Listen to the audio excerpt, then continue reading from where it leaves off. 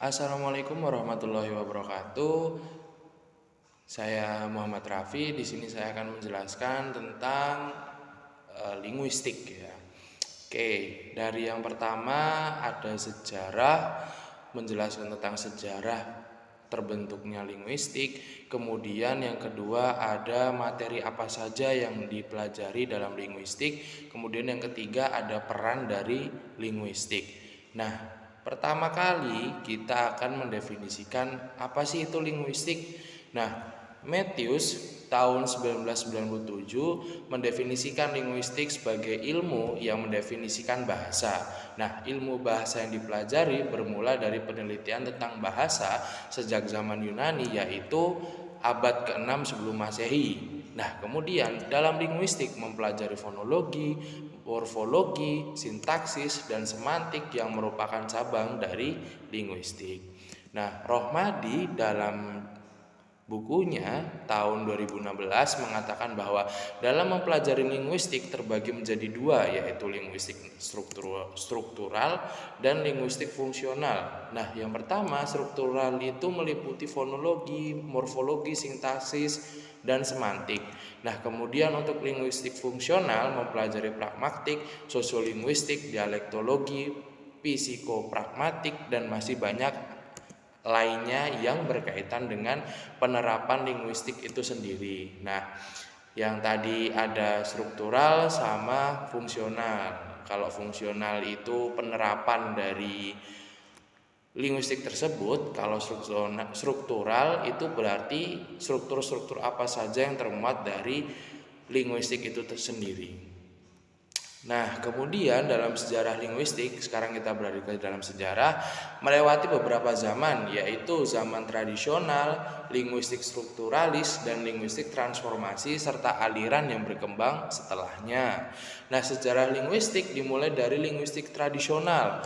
Tata bahasa tradisional menganalisis bahasa berdasarkan filsafat dan semantik, sedangkan tata bahasa struktural berdasarkan struktur atau ciri-ciri formal yang terkandung dalam suatu bahasa.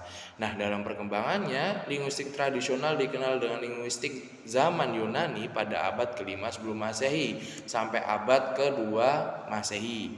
Nah, di sini ada beberapa masalah dari beberapa linguis pada zaman itu.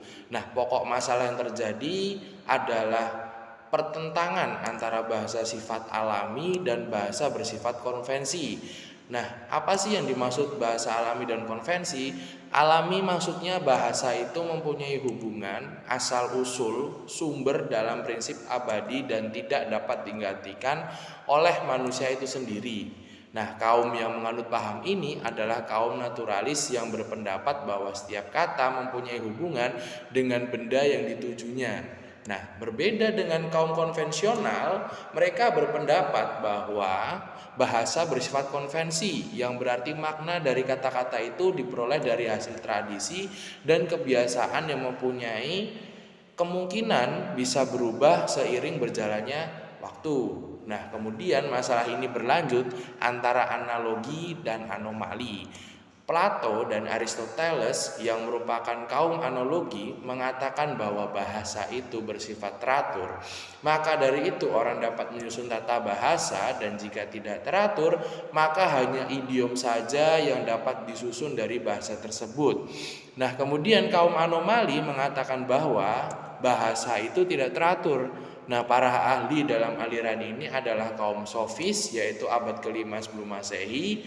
Ada Plato 429 sampai 347 sebelum Masehi, ada Aristoteles 384 sampai 322 sebelum Masehi, dan kaum Stoik abad ke-4 sebelum Masehi, dan juga kaum Aleksandrian pada zaman itu.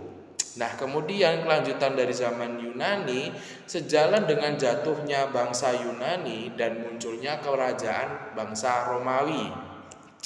Nah, tokoh yang terkenal pada zaman Romawi antara lain adalah Varro tahun 116 sampai 27 sebelum Masehi dengan karyanya yang berjudul De Lingua Latina dan Priscia, yang mempunyai karya yang berjudul Institutiones Grammaticae.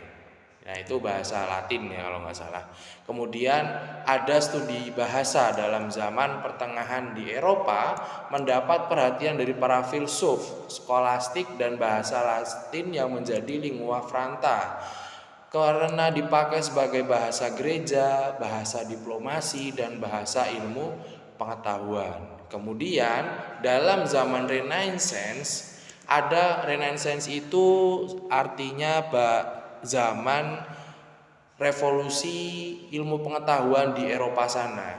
Nah, ada beberapa hal yang perlu diperhatikan selain menguasai bahasa Latin. Sarjana-sarjana di sana atau linguis di sana menguasai bahasa Yunani, bahasa Ibrani, dan bahasa Arab. Selain bahasa tadi, bahasa Eropa yang lain juga mendapat penjelasan dalam bentuk pembahasan yang lebih, penyusunan tata bahasa, dan malah juga perbandingannya. Nah, kemudian peralihan dari zaman tradisional menuju zaman modern menjadi salah satu peran yang sangat penting dalam sejarah studi bahasa dengan dinyatakannya kekerabatan antara bahasa Sanskerta dengan bahasa Yunani Latin. Bahasa Yunani maksud saya Latin dan bahasa Jerman lainnya. Dalam sejarah zaman tradisional dapat disimpulkan bahwa yang pertama, pada tata bahasa tradisional tidak dikenal dengan adanya perbedaan antara bahasa ujaran dengan bahasa tulisan. Yang kedua, tata bahasa yang disusun dideskripsikan dengan mengambil patokan dari bahasa lain terutama dari bahasa Latin.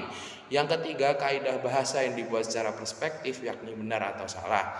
Yang keempat, persoalan kebahasaan seringkali dideskripsikan dengan melibatkan penggunaan logika. Yang kelima, dalam penemuan bahasa cenderung untuk selalu dipertahankan. Nah, kemudian kita beralih ke zaman linguistik strukturalis.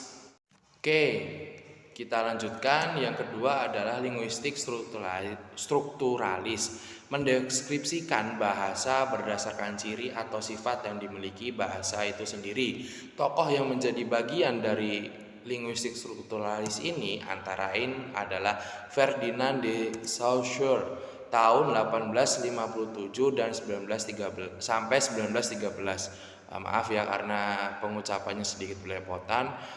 Nah, Ferdinand dianggap sebagai bapak linguistik modern berdasarkan pandangannya yang termuat dalam bukunya yang berjudul Cours de Linguistique Générale yang dipublikasikan oleh Charles Bailey dan Albert Sheehy pada tahun 1915. Nah, mohon maaf sekali pada pengucapan nama terbilang agak sulit ya karena saya tidak tahu nama dari tokoh tersebut dibacanya seperti apa.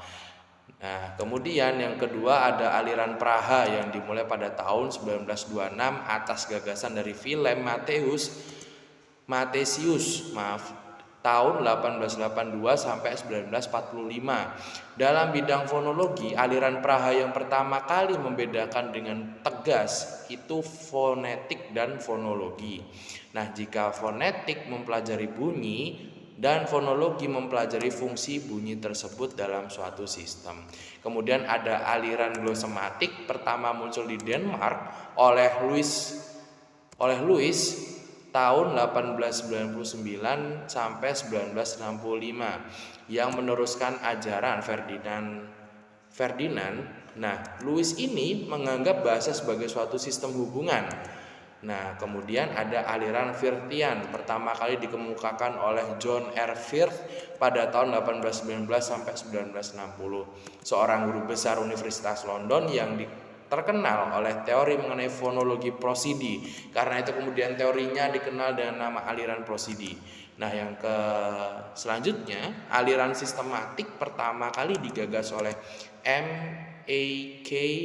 Holiday yang merupakan salah satu murid dari Firth yang mengembangkan teori Firth mengenai bahasa yang berkenaan dengan segi kemasyarakatan bahasa. Sebagai penerus dan berdasarkan karangannya yang berjudul Categories of the Theory Grammar, maka teori yang dikembangkan oleh Holiday dikenal dengan nama Neo-Firthian Linguistic atau Scales and Category Linguistic, yang kemudian diberi nama baru yaitu Systematic Linguistic. Nah, kemudian ada Leonard Bloomfield dan strukturalis dari Amerika yang mengembangkan aliran strukturalisme, karena pada masa itu para linguis dari Amerika menghadapi masalah yang sama karena banyak sekali bahasa Indian di Amerika yang belum diperlukan pada waktu itu. Maka dari itu Bloomfield yang menolak mentalistik sejalan dengan iklim filsafat yang berkembang pada masa itu, yaitu filsafat behaviorisme. Nah, di antara para linguis itu ada hubungan baik karena adanya wadah yang disebut The Linguistic Society of America yang menerbitkan majalah Language yang melaporkan hasil kerja mereka. Nah, kemudian salah satu ciri aliran ini adalah cara kerja mereka yang menekankan pentingnya data yang objektif untuk memberikan suatu bahasa. Kemudian yang berikutnya adalah aliran takmemik yang digagas oleh Kenneth L. Price yang merupakan tokoh dari Summer Institute of Linguistics. Beliau yang mewarisi pandangan dari Bloomfield sehingga aliran ini bersifat strukturalis tapi juga antropologis. Nah, menurut Kenneth, satuan dasar dari sintaksis adalah takmem.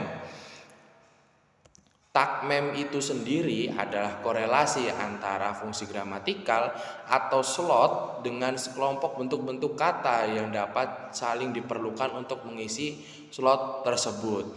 Nah, dunia ilmu linguistik merupakan kegiatan yang statis, melainkan bukan merupakan kegiatan yang statis melainkan kegiatan yang dinamis, sehingga berkembang mengikuti filsafat ilmu itu sendiri yang mencari kebenaran hakiki sebenarnya. Beberapa aliran sesudahnya setelah beberapa zaman yang saya sebutkan ada tata bahasa transformasi. Noam Chomsky, salah satu ahli linguistik yang produktif dalam membuat buku di zaman itu yang menerapkan linguistik transformasi. Nah, Chomsky juga yang menyetuskan teori transformasi ini melalui bukunya yang berjudul Sintaktik Struktur pada tahun 1957 yang kemudian disebut classical theory. Teori ini kemudian berkembang menjadi aspect of the theory of syntax tahun 1965, disebut sebagai standar teori karena pendekatan teori ini secara sintaksis tanpa menyinggung makna atau semantik. Teori ini juga disebut dengan generatif sintak pada tahun 1968, mencetuskan teori extended standard theory. Selanjutnya pada tahun 1970, Chomsky menulis buku generatif semantik. Pada tahun 1980 juga menulis government and binding theory. Kemudian pada tahun 1993 beliau juga menulis minimalis program.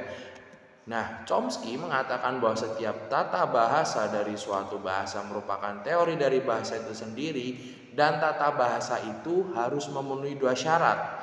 Syarat yang pertama adalah kalimat yang dihasilkan oleh tata bahasa tersebut harus dapat diterima oleh pemakai bahasa sebagai kalimat yang wajar dan tidak dibuat-buat. Nah, tata bahasa tadi harus berbentuk sedemikian rupa sehingga satuan atau istilah yang digunakan tidak berdasarkan pada gejala bahasa tertentu saja, dan semua harus sejajar dengan teori linguistik tertentu.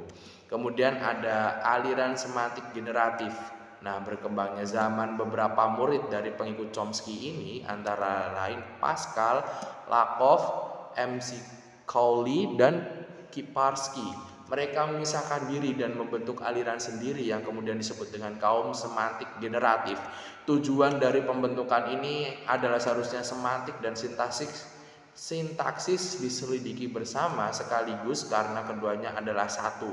Kemudian tata bahasa kasus. Nah, aliran ini pertama kali dicetuskan oleh Charles J. Fillmore dalam karangannya yang berjudul The Case for Case tahun 1968 yang dimuat dalam buku Bach, E. dan R. Hams di Universal in Linguistic Theory terbitan Holt, Reinhardt, dan Winston. Nah, dalam karangannya Fillmore membagi kalimat menjadi modalitas dan proposisi. Modalitas berupa unsur negasi, kala, aspek, dan adverbia, dan proposisi terdiri dari sebuah verba yang disertai dengan sejumlah kasus. Kasus di sini adalah hubungan antara verba dengan nomina. Kemudian yang ada tata bahasa relasional. Nah, aliran ini dimulai pada tahun 1970 sebagai tantangan langsung terhadap beberapa dugaan yang paling mendasar dari teori sintaksis yang tertera dalam tata bahasa transformasi yang pertama kali muncul. Kemudian, nah, apa saja sih materi yang kita pelajari dalam linguistik itu? Yang pertama ada fonetik, yang merupakan bagian dari proses pengucapan dan berkaitan dengan anatomi tubuh supaya dapat menghasilkan bunyi dari segi kualitas dan kuantitas. Nah, dalam mengkaji fonetik hanya bunyi-bunyi ujaran yang dipakai dalam berkomunikasi, sementara bunyi selain itu bukan merupakan kajian dari fonetik. Kemudian yang berikutnya ada fonologi, yaitu mempelajari fungsi bunyi untuk mengidentifikasikan atau membedakan kata. Objek fonologi yaitu fonem yang merupakan bunyi bahasa yang berfungsi membuat perbedaan makna kata. Nah, yang selanjutnya yaitu adalah morfologi. Menurut Trax tahun 2007 dan Kristal tahun 2008 dalam bukunya, morfologi adalah struktur kata suatu bahasa atau cabang linguistik yang mempelajari struktur kata suatu bahasa. Sebagai bagian dari bahasa, morfologi berkaitan dengan variasi bentuk kata dan kesan intuitif pemakai bahasa terhadap ciri bentuk korelasinya terhadap ciri makna kata dalam perspektif komunikasi. Kemudian pelajaran yang berikutnya adalah sintaksis, yaitu mempelajari hubungan unsur-unsur lain sebagai sebuah satuan kalimat. Nah, hal yang menyangkut sintaksis ini antara lain adalah kategori, fungsi, dan peran. Kemudian satuan dari sintaksis ada kata, frase, dan kalimat, dan berbagai hal yang berhubungan dengan modus, aspek, dan lainnya. Nah, kemudian pelajaran yang berikutnya ada semantik, yaitu mempelajari tentang makna bahasa Inggris. Dan menurut beberapa, inilah bagian dari linguistik yang paling susah untuk dipelajari, karena hakikat dari makna, relasi dari makna, jenis makna, perubahan makna, dan yang berkaitan dengan makna dipelajari dalam semantik. Maka dari itu beberapa orang mengatakan bahwa semantik itu sangat susah untuk dipelajari. Nah, kemudian peran linguistik ini sangat penting dalam pembelajaran karena membantu kita memahami struktur, fungsi, dan penggunaan bahasa dan memahami aspek-aspek bahasa. Kita dapat juga mengajar dan mempelajari bahasa dengan lebih efektif, termasuk pemahaman tata bahasa, kosakata, keterampilan berbicara. Linguistik juga membantu mempelajari variasi bahasa dan memahami bagaimana bahasa berkembang sehingga mendukung pengembangan program yang lebih baik dalam proses pembelajaran. Nah, mungkin itu saja dari saya yang dapat saya sampaikan mengenai linguistik dari awal sejarah pertama kali hingga kemudian apa saja yang dipelajari dalam linguistik dan juga peran apa saja yang dipunyai linguistik. Sedikit peran yang ada dalam linguistik. Mungkin segitu saja dari saya. Wassalamualaikum warahmatullahi wabarakatuh.